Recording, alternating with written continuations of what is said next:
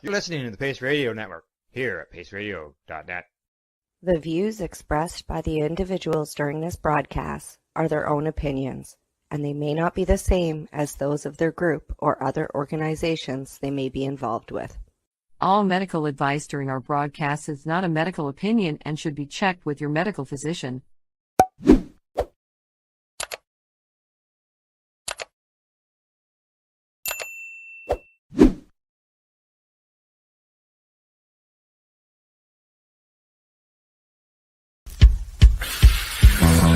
Oh yeah, baby, that's lovely.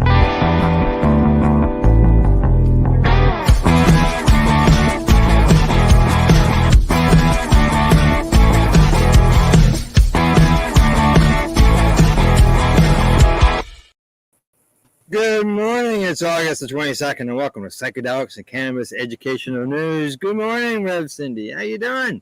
I'm doing well, Al. How are you doing this morning? I'm doing better than I was a week ago, I can tell you that. And I can also tell you that it's an excellent day here in Ontario. The sun is shining, and I am outside. Woo-hoo! Yes. Beautiful. Yeah, but I can tell you, it started a little chilly. Like it was like 9 degrees this morning when I got up. Yeah. Oh yeah, we're switching into autumn early, even here in Nova Scotia. It's the leaves are already changing. We were talking about how leaves are changing there for you too. My tree in my backyard is probably a quarter gone already from like the leaves falling, and here it is. It's only August 22nd. I mean, it's normally a month from now when we're doing this, so it's crazy. Yeah, because normally like, August here is dry. The lawns dry up, they're crunchy. You don't have to worry about even cutting the grass for 3 weeks. But that hasn't happened this year. Like we're still cutting the grass all the time, and we've had a lot of rain. Yeah. Yeah. There's seed in the skies, and Lord knows what we're going to end up with this time next year. Snow. It could be snow. Yeah, exactly. Well, we've had some hail on and off throughout the summer because of the storms. Yeah, had some hail. There has been some crazy rain come down, although I am complaining about it because it did take a life, but at the same time, the rain is good for the earth, and it helps to keep the fires at bay. Yeah. And last year we lost like a quarter of our tiny little province to fire. Yeah, exactly. So, alrighty, well, we're done with the weather news. On to the cannabis and psychedelic stuff. And the first story goes...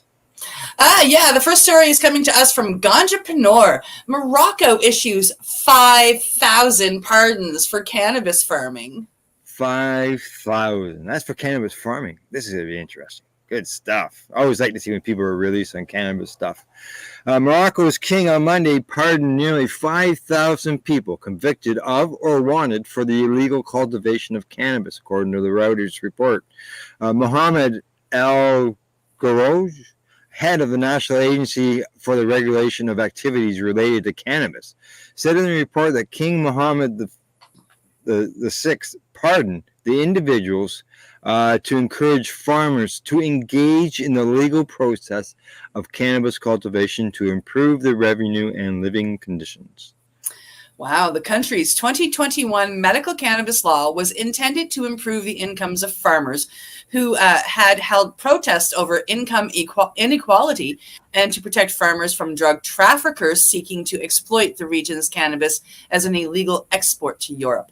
Moroccan officials issued the country's first cannabis cultivation permits in 2022 and then issued 54 cannabis export permits in 2023.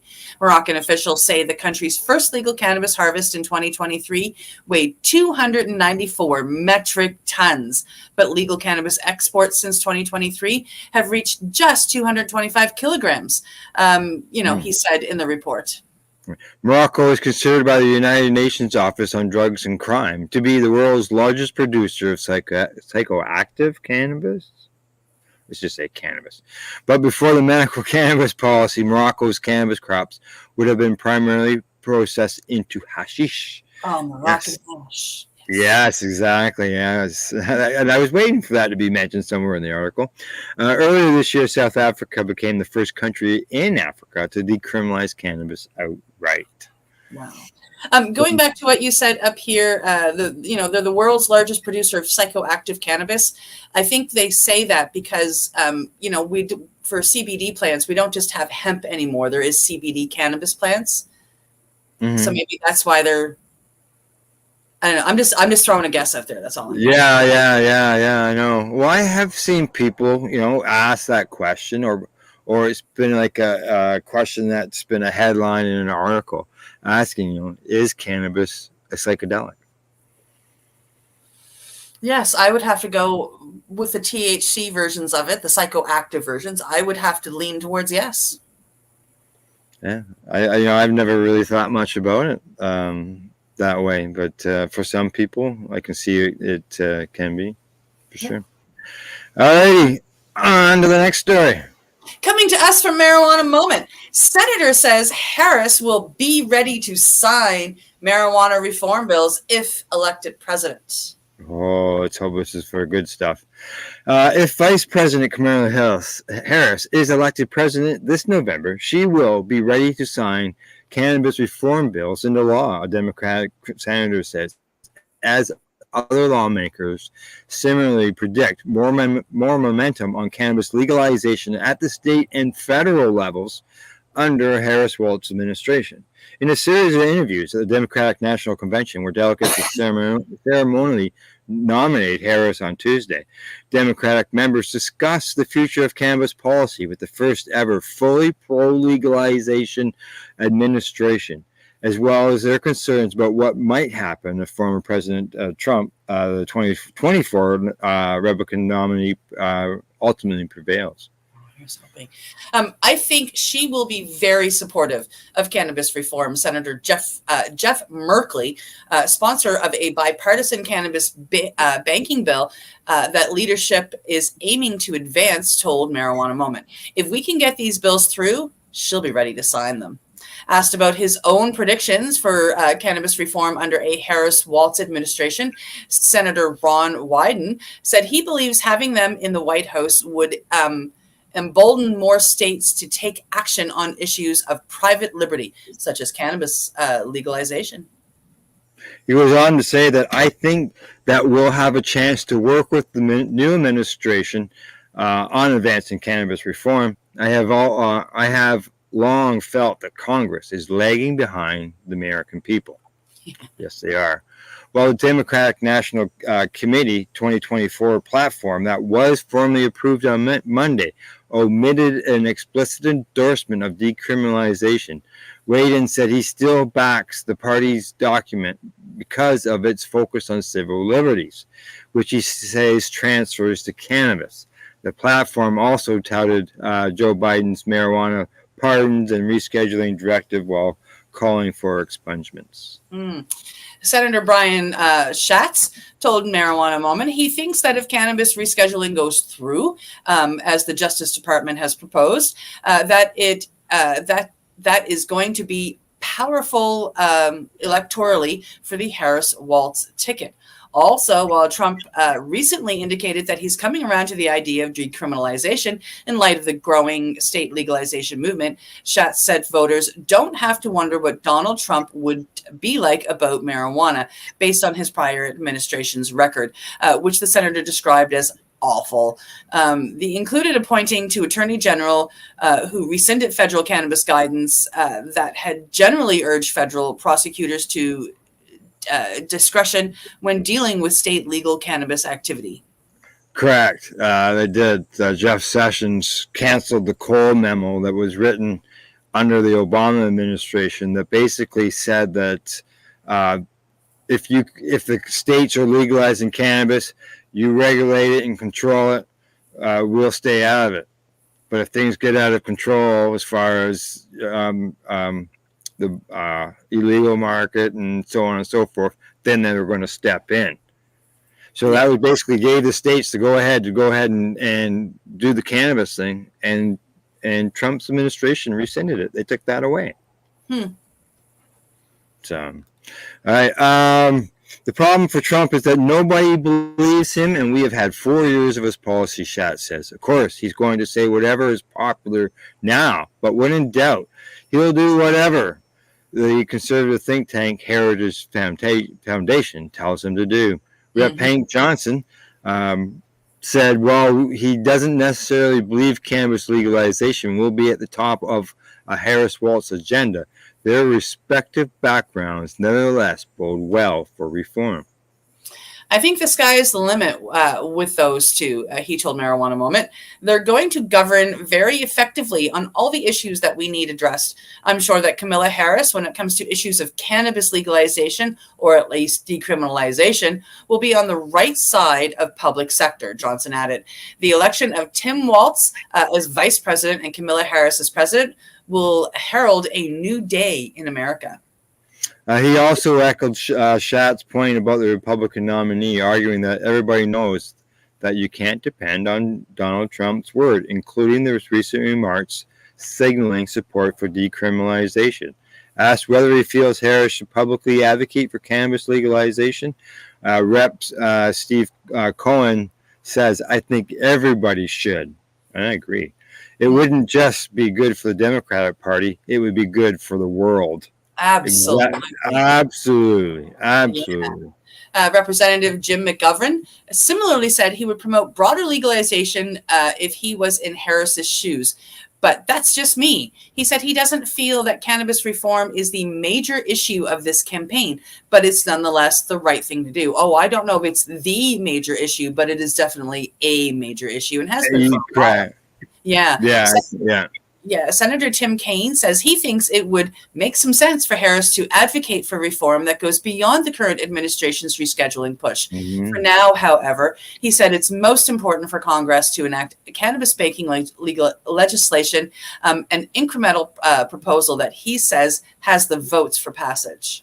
Let's hope so. Senator Mark Kelly also told Marijuana Moment that Secure and Fair Enforcement Regulation Banking Act that moved through the Senate Banking Committee last September makes sense.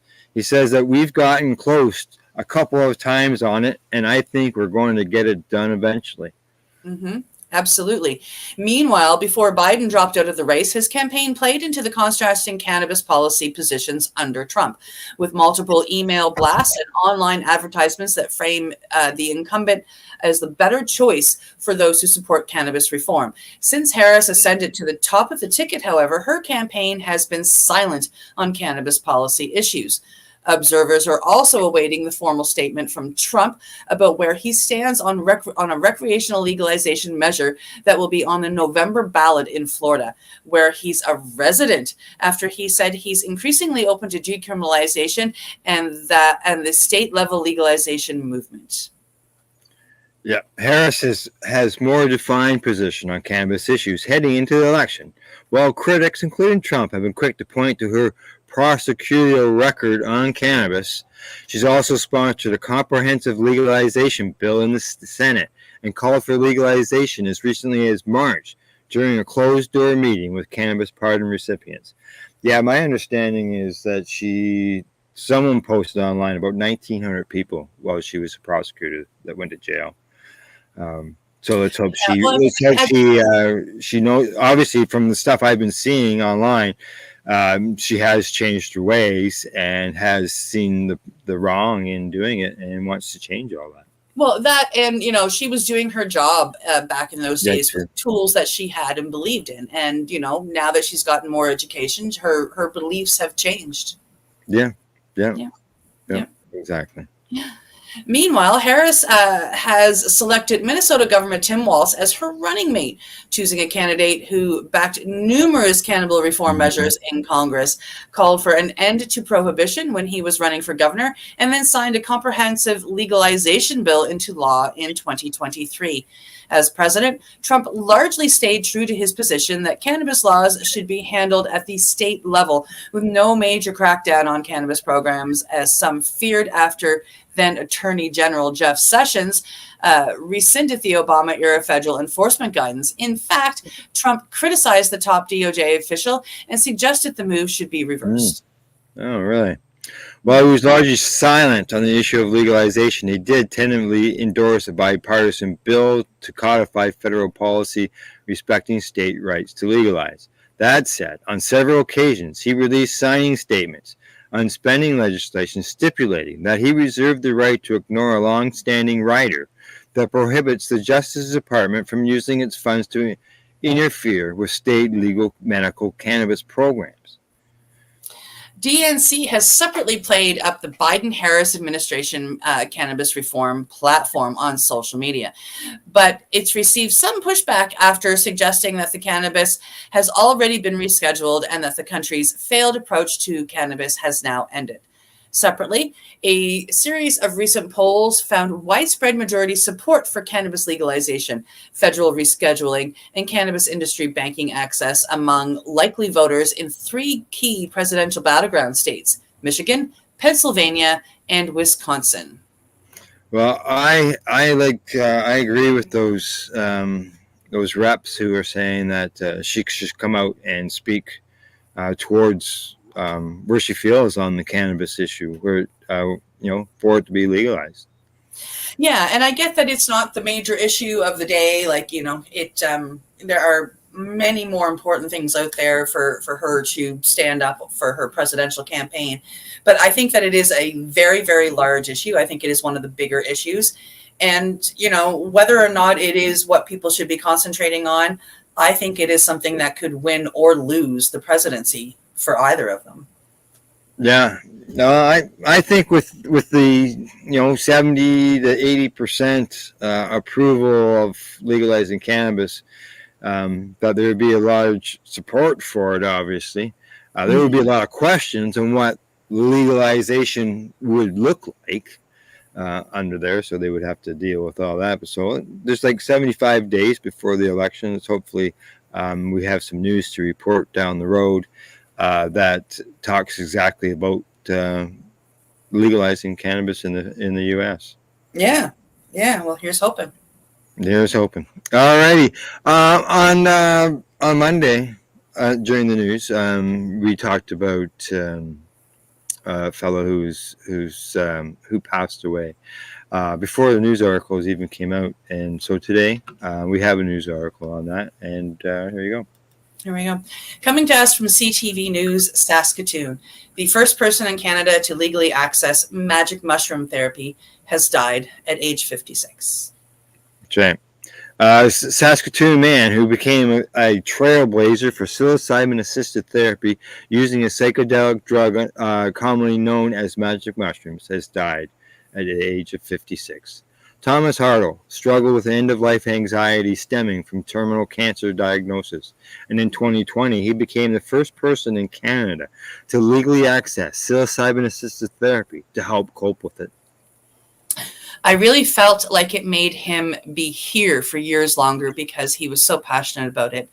Once he was able to try the psilocybin therapy himself, his wife, Marlis Hurdle, said, Thomas died on August 13th.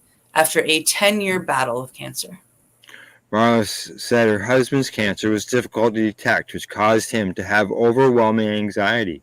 He began looking for relief and came across Therasville, a psychedelic advocacy organization. She said after his first treatment, there was an instant change in her husband. He stopped worrying so much, right? The anxiety was lifted, she said. Thomas previously told CTV News it helped him deal with difficult emotions and came to terms with the idea of dying, as opposed to masking anxiety with an antidepressant. His Health Canada exemption expired after 1 year. He reapplied, but in 2023, he was told his application was denied. Marla said they started traveling out of the country for treatments, but it was expensive. Michael Kidd, a friend of Thomas Hartle, set up a GoFundMe page for a Thomas Hartle Memorial Fund to honor his legacy. He was such a dear friend, not just to me personally, but I think to so many Canadians and so many people across the world, because he shared his experience so openly and so courageously, Kidd said. That's right, exactly. That's how you educate others, is by sharing your story. Yeah. And that's what he did. Kidd said Thomas had a profound impact on psilocybin-assisted therapy. Marla said she hopes her husband's story will help improve access for the treatment for anyone who needs it. I hope that the psilocybin treatment becomes available for everyone, she said. Yeah, exactly. And, she lived with them. She knows, firsthand experience, seeing how it improved his quality of life. Yeah. Yeah, and the fact that it enabled him to deal with his fears and face his diagnosis with a straight back and his head held high, and and and as she said, it did give him extra time. She truly believes that because he had this fight, it helped his body fight the cancer, and he was here longer. Exactly. So, alrighty, on to the next story. Yes. Coming to us from Forbes, Mike Tyson drops new boxing glove weed gummies. Heavyweight champion and cannabis entrepreneur Mike Tyson on Tuesday launched a new version of the weed gummies by his company Tyson 2.0, this time shaped like a boxing glove. Tyson made headlines in 2022 with cannabis gummies shaped like an ear, a reminder of his infamous biting of Evander Holyfield's ear in a 1997 championship bout. However, because of the ear-shaped gummies depict a portion of a person, they ran afoul of cannabis regulations in some markets, including Colorado, where the new boxing gloves debuted at select dispensaries on Tuesday. We first delivered the Mike Bites ear-shaped edibles, which took over the world, Tyson said in a statement from the company. These knockout gummies represent another step in our mission to make plant-based wellness accessible to all. Whether it be through ears or gloves, I'm always looking for new ways to connect with my fans. And I think these gummies will pack a real punch in Colorado. Much like his career as a professional boxer, Tyson has become an icon of the regulated cannabis industry. His company, Tyson 2.0, launched in 2021 with a promise to provide the highest quality products in each regulated market it entered. In February, the company launched a line of cannabis seeds in partnership with Royal Queen Seeds. In addition to becoming a global cannabis brand, Tyson 2.0 has expanded into a variety of other consumer product categories, including apparel and accessories. To date, the company has a presence in 16 countries around the world. Wow, that's quite a few, considering that cannabis is so dangerous to everybody. Adam Wilk, CEO of Karma Hold Co., says that Karma takes pride in bringing new products to market through our various brands, and we're thrilled to bring Mike's Knockout Gummies to Colorado first. They say that this launch demonstrates their commitment to innovation and our ability to adapt to different market regulations while still delivering the high-quality cannabis products our customers expect from Tyson 2.0. There you go. There's a container of them there on the screen. Mike's Knockout Gummies. There you go. Go Gummies. Yeah. And it's made with rosin, so there's no chemicals. Yeah, exactly. Yep. Well, I see we're halfway done. That means it's medication time. We'll be right back after our joint session. Cut my joint right here. You got yours. You're watching Psychedelics and Cannabis Educational News here at paceradio.net. You're listening to the Pace Radio Network here at paceradio.net. Legacy 420 have an awesome array of cannabis-infused beverages, from pop to Nature's Nectar's teas, all in amazing flavors. What a selection. We even have a delicious mango-infused juice, and let me tell you, it's delicious. Everything is infused in-house, so we buy our syrup from, the same place where everybody else buys their syrup for their pop, and the infusion is done in the lab. It's all canned here, labeled here, produced 100% on Tyndonega. We have two lines of drinks. One's called our Nature's Nectar. That was our original line that we came out with. And then we also have a line under the Red E brand. We have them in 10 milligrams, 30 milligram, and 60 milligram cans. What a great selection for a get-together with friends or after a long day. Remember, if you want to wet your whistle with on-site lab-tested products, come see your trusted partner. Legacy 420 out on your road.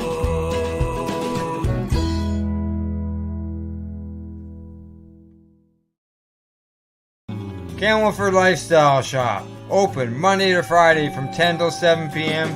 or by chance.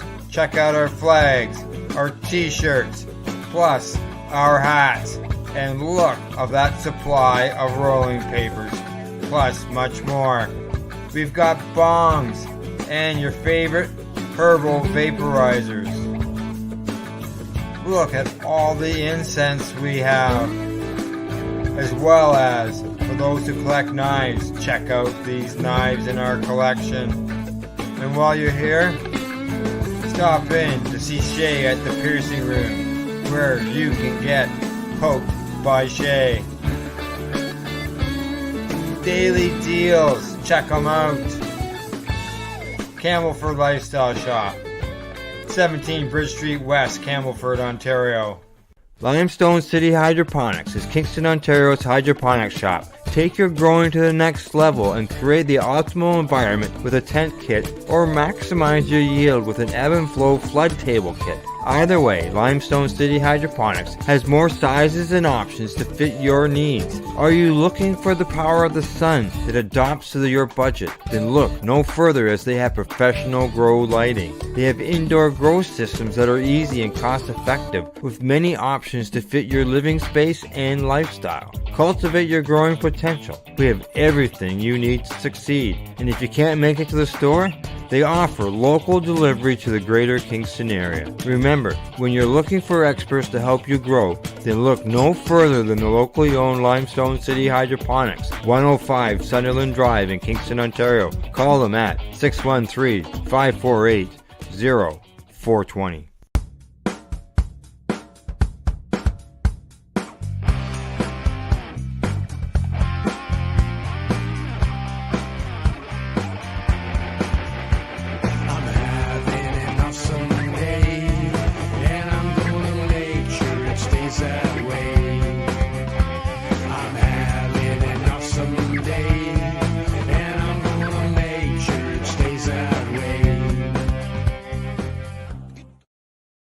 You're listening to the Pace Radio Network here at paceradio.net. And you're watching Psychedelics and Cannabis Educational News. In the second half, we've got a story on cannabis and dementia, as well as some research on DMT. So wait for that. Alrighty, here we go. First story. Yes, coming to us from CTV News London. Cannabis locations closed by OPP with warrants related to illegal cannabis storefronts. Police said they executed search warrants on at least 2 London cannabis stores and other locations on the Chippewas of the Thanes First Nation on Tuesday. Both Spirit River Cannabis Co. locations in London had their doors closed today, and the Wellington street store had a sign on the door. The notice with an OPP logo informed customers of the store closure and indicated that entering the property was an offense under Section 18 of the Cannabis Control Act. This means that anyone entering without court authorization may be charged with breaking and entering. No such sign was posted at the Richmond Street location today, and the OPP said the warrants were related to illegal cannabis storefronts. Although police refused an interview request, they did indicate that they will be releasing more information in the coming days. I look forward to that information in the coming days, because like there was the raid on the reserve. Yeah, that happened.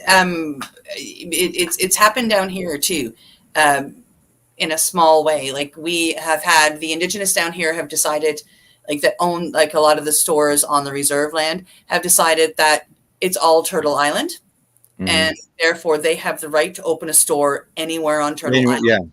Yeah. So Toronto has stores that are First Nation stores right within the city of Toronto. Yeah. So the government has also here told the stores, now they haven't raided them yet, but they have told the stores on the reserves that they are not allowed to be open and conducting business. And they told them a few weeks ago now that they have to close. Be interesting to see what happens, because I know BC says that their law applies to everybody, and so they're going ahead and raiding the stores.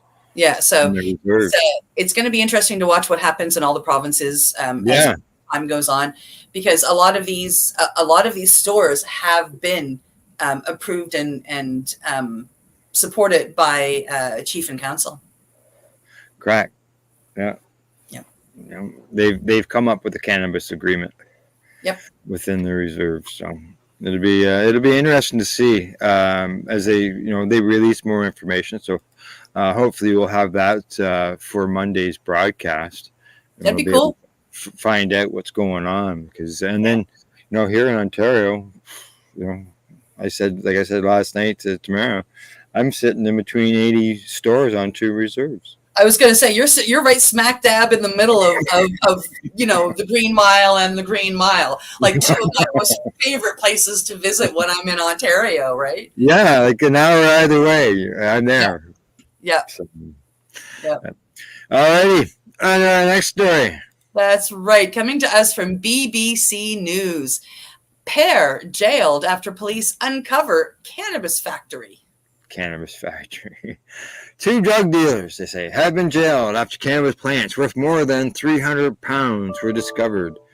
Marjus Gashi and Albajan Kukaku were arrested on May 2nd at the farmer's home in Sheldon Road, Stand Ground, Peterborough.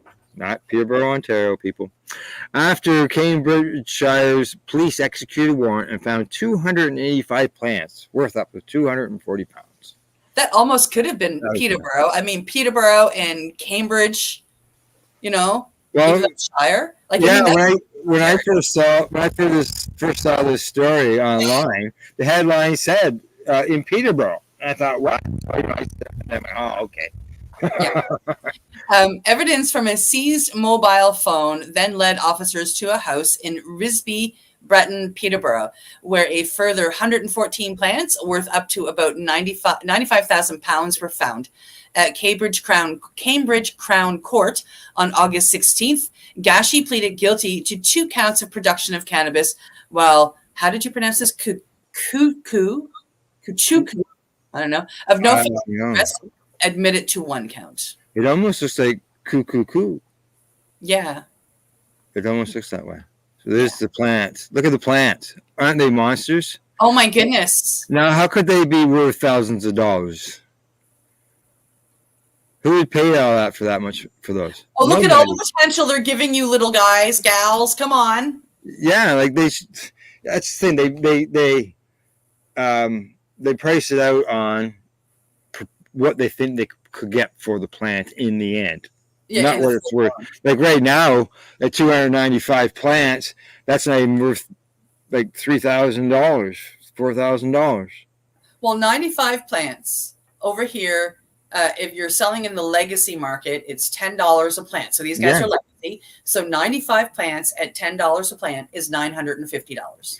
That's what that's worth. $950. Yeah, I've seen them $20. I've seen them $40. Depends on, I guess, like where you can get them, and it's just Most legacies down here are $10. In the legal stores, it's 40. 40. Yeah, there you go. Now, Gashi was jailed for 32 months in Cuckoo. Sounds like a Beatles song.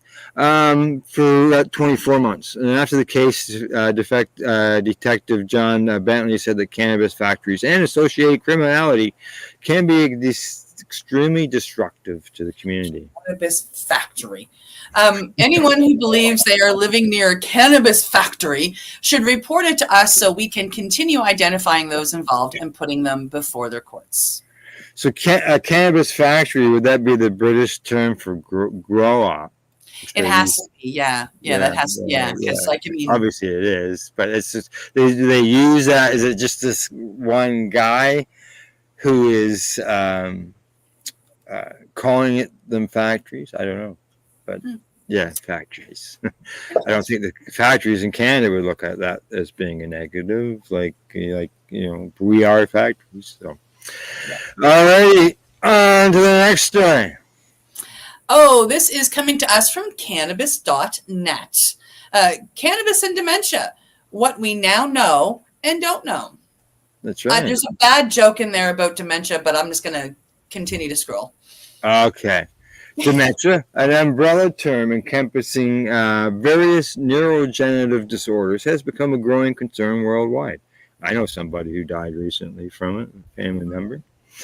With the legalization of medical and recreational cannabis in many regions, the relationship between cannabis and dementia has come under increased scrutiny.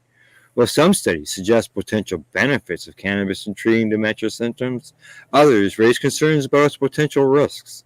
In this comprehensive article, we will delve into the complex interplay between dementia and cannabis, examining the current research and its implications for patients and healthcare professionals. Now, first, you got to understand it. They said dementia is a collective term for various progressive neurological disorders that significantly impair cognitive functions such as memory, thinking, and reasoning. It affects millions globally, particularly older adults, and is not a normal part of aging.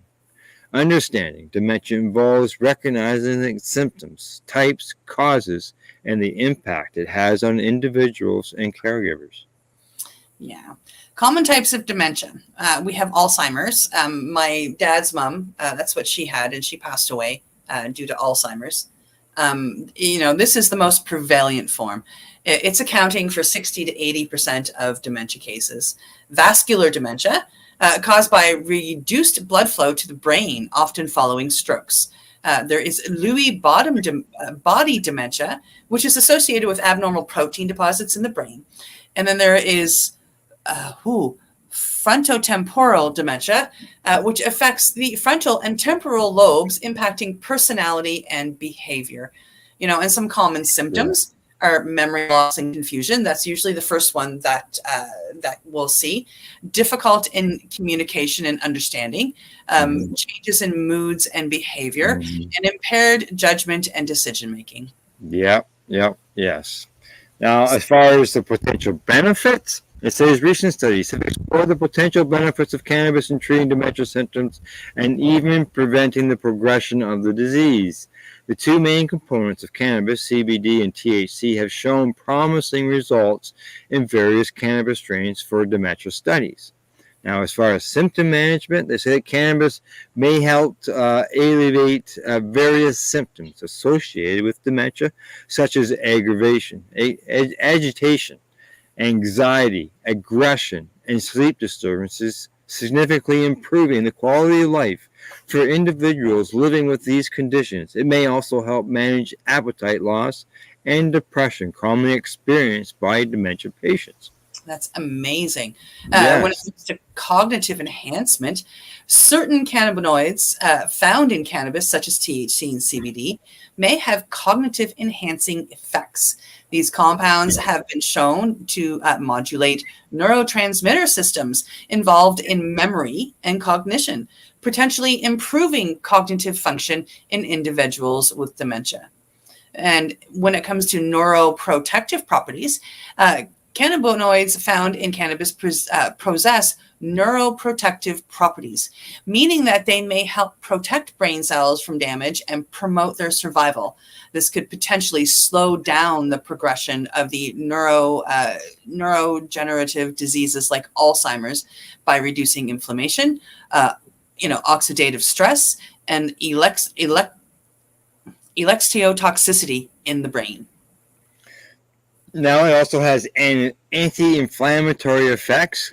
Chronic inflammation is believed to play a role in the progression of dementia.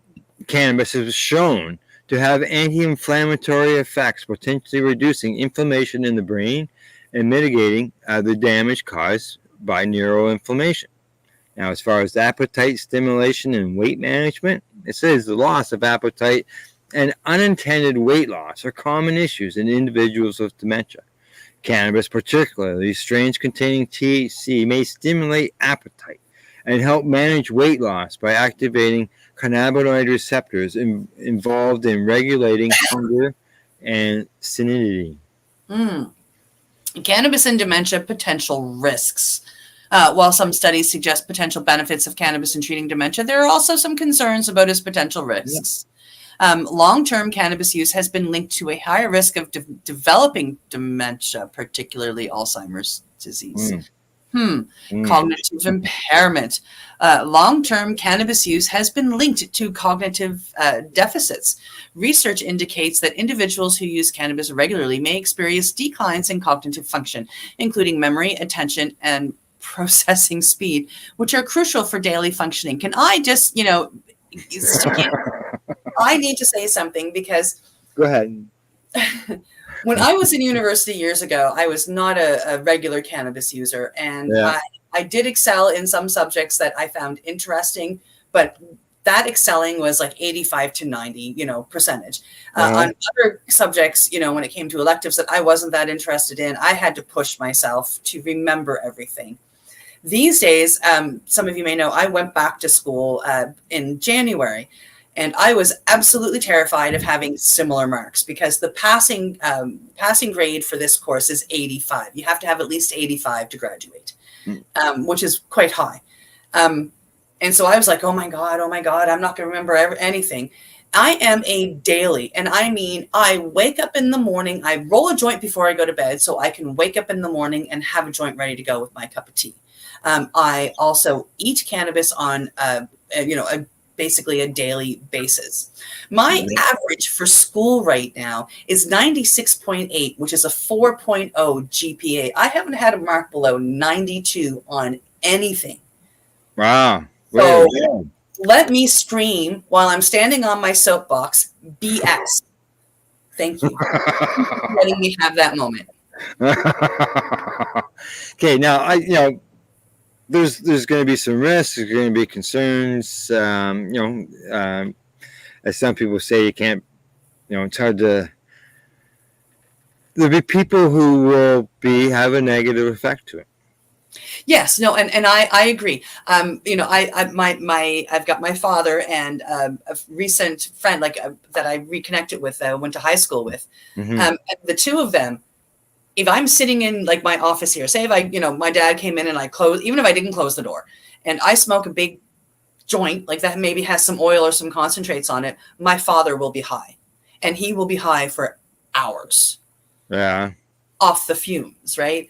If he eats 30 milligrams, it doesn't matter, sativa hybrid, and it doesn't matter what it's infused with. My father is literally coach locked for 2 hours. He cannot move. And it only has to be 2 milligrams, and he cannot move. So it is this isn't for everybody. But at the same time, my father, while he's coach locked, can sit there and watch the news, and he can tell you what he watched. Well, yeah, he's not comatose. Yeah, and his memory is there, right? He just his body is coach locked. It can be I'll come out after he's taken a cannabis pill. A whole 2 milligrams, half an hour later, and he's like, can you get me a cup of tea? I can't stand up, right? He knows exactly what's going on, and he's very cognitive of what's going on. Yeah. So I still call a little bit of BS in the cognitive functioning part of that. Okay, well, I'm going down to considerations for healthcare professionals. These healthcare professionals play a crucial role in guiding patients with their families when it comes to the use of cannabis for dementia. While the research is promising, there are still many unanswered questions, and the potential risk must be carefully weighed against the potential benefits. Healthcare professionals should stay informed about the latest research on cannabis and dementia and discuss the potential risks and benefits with patients and their families. They should also consider patients' overall health, medication regime, and individual circumstances when making recommendations about the use of cannabis for dementia. And patients and their families should be advised to consult with healthcare professionals before using cannabis for dementia, as it may interact with certain medications and have side effects. Absolutely. They should always do their own research. Yep. Yeah. Yep. Clinical trials and future research. As the research on cannabis and dementia continues to evolve, clinical trials are essential for understanding the potential benefits and risks of using cannabis for dementia. patients and their families can get involved in clinical trials to access potentially life-changing medications and contribute to the advancement of the medical knowledge. And that should be encouraged, absolutely. Yeah. In the conclusion, they say the relationship between dementia and cannabis is complex and multifaceted. While some studies suggest potential benefits of cannabis in treating dementia symptoms and even preventing progression of the disease, others raise concerns about its potential risks. I would say just like any other medication that you take, pharmaceuticals have their benefits as well as their risks. So, healthcare professionals must stay informed about the latest research and carefully weigh the potential risks and benefits while making recommendations about the use of cannabis for dementia. As the research continues to evolve, clinical trials will play a crucial role in advancing our understanding of this complex relationship and developing effective treatments for dementia patients. Yeah, that's really interesting, right? Research that I read years ago, and we're talking years ago. Let's see if I can remember. I'm not going to be able to remember details, but I do know that at one point in time, like Alzheimer's, they believe like there's a myelin sheath around some of the nerves, and that goes away. Therefore, it's one of the things that brings on Alzheimer's. And they were saying that cannabis helps to protect that myelin sheath and keep it intact. Yeah, there's an effect on it for sure. I know we've reported that on that in the past. Yeah. So, alrighty, one more story to go for the day, and here we go. Coming to us from SciPost. Yay, we get to talk about psychedelics. Researchers discover how DMT alters visual cortex to create psychedelic visuals. Ah, nice. Here we go. A new neuroimaging study has revealed how the powerful psychedelic, let's just say DMT, alters the brain primary visual cortex, potentially examining the intense visual distortions experienced by users. The findings, published in Neuroimage, suggest that DMT may significantly modify how visual information is processed in the brain, leading to phenomena such as blurred, phonema? I gotta get that word right. Such as blurred vision, tunnel vision, and the perception of expanded visual space. DMT is a natural occurring compound found in various plants and known for producing brief but intense hallucinatory experiences. These experiences often involve vivid and sometimes overwhelming visual and auditory sensations. DMT belongs to the tryptamine class of psychedelics, which includes substances like psilocybin, the active compound found in magic mushrooms, and 5-MeO-DMT. These compounds are chemically similar to serotonin, a neurotransmitter that plays a crucial role in regulating mood, perception, and cognition. For centuries, cultures in South America have used DMT-containing plants in spiritual and religious rituals, most notably in the preparation of ayahuasca, which is a traditional psychoactive brew. In recent years, the scientific community has also become increasingly interested in these substances, not only for their ability to alter consciousness, but also for their potential therapeutic benefits. Psychedelics like DMT are being studied for their efficacy in treating mental health conditions such as depression, post-traumatic stress disorder, and anxiety. The study, led by Marta Lepo Paris and her colleagues, aims to explore how DMT affects the primary visual cortex, the area of the brain responsible for processing visual information. Specifically, the researchers wanted to test whether DMT alters the behavior of neurons in this region by changing their population receptive fields. Population receptive fields refer to the specific areas of the visual field that groups of neurons respond to under normal conditions. Each cluster of neurons in the primary visual cortex is tuned to a particular area of the visual field. The researchers emphasized that DMT might cause these population receptive fields to expand or shift, leading neurons to expand to larger areas of the visual field or to areas they wouldn't normally respond to. This acceleration could explain the visual distortions reported by DMT users, such as the blurring of the peripheral vision, while central vision remains sharp, a phenomenon often described as tunnel vision. To test this hypothesis, the researchers conducted a study with 11 healthy participants, including 4 women, with an average age of 37. These participants had experience with altered states of consciousness, particularly with DMT inhalation. Each participant underwent 2 neuron imaging sessions spaced several weeks apart. During one session, the active treatment session, participants inhaled DMT extracted from the bark of the Mimosa hostilis plant, a tree native to South and Central America, known for its high DMT content. The other session served as a control where no DMT was administered. In the active treatment session, participants inhaled between 50 and 70 milligrams of a substance containing approximately 31% DMT.